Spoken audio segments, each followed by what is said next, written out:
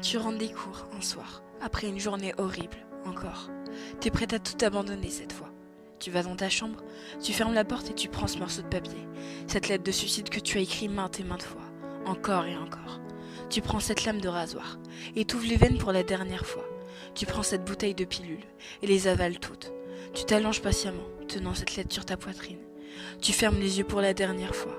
1 heure plus tard, ton petit frère toque à la porte pour te dire que le dîner est prêt. Tu ne réponds pas, alors il entre. Il voit seulement que tu es allongé sur ton lit. Alors il pense que tu dois dormir. Il redescend et dit ça à ta mère.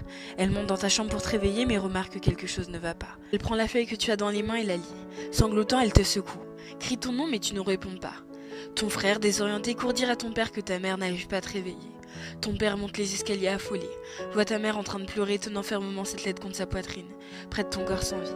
Il comprend rapidement, et se met à crier, jetant un objet à travers la pièce. Puis il tombe à genoux, et se met à pleurer. Le lendemain, à ton lycée, la principale annonce ton suicide à la classe. Cela prend quelques secondes avant que chacun se rende compte.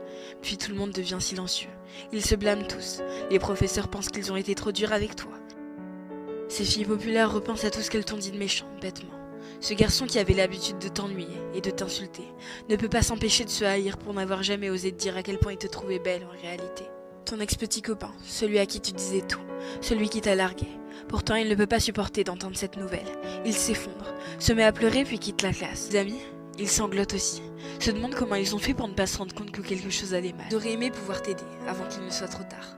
Et ta meilleure amie, elle est en état de choc. Elle ne peut pas y croire.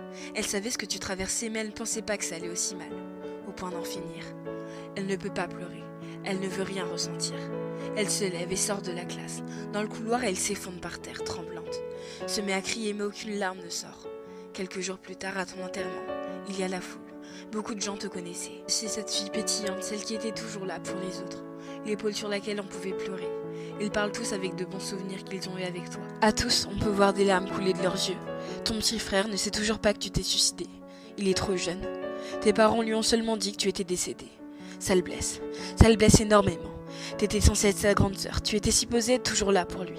Ta meilleure amie. Elle essaye de rester forte durant toute la cérémonie. Mais au moment où ton cercueil est mis en terre, elle perd tout moyen. Et se met à pleurer comme elle ne l'a jamais pleuré. Et elle continuera, pendant des jours et des jours. 2 ans plus tard, tes amis, pour la plupart tombés dans la dépression, parlent toujours à un conseiller thérapeute 1 fois par semaine. Certains de tes professeurs ont tout simplement quitté leur job. Ces filles populaires ont maintenant des troubles alimentaires. Ce garçon qui t'insultait sauve les veines. Ton ex-petite amie ne sait plus comment aimer et n'a jamais pu avoir une relation stable à nouveau. Ta meilleure amie, elle a essayé de se suicider, mais elle n'a pas réussi comme toi. Mais elle a essayé, plusieurs fois. Ton frère, il a finalement découvert la vérité sur ta mort. Il se coupe, s'ouvre les veines, pleure le soir. Il fait tout ce que tu as fait pendant des années et qui t'ont conduit au suicide. Tes parents, leur mariage est tombé à l'eau. Ton père est devenu alcoolique pour le distraire du mal que lui a causé ton décès.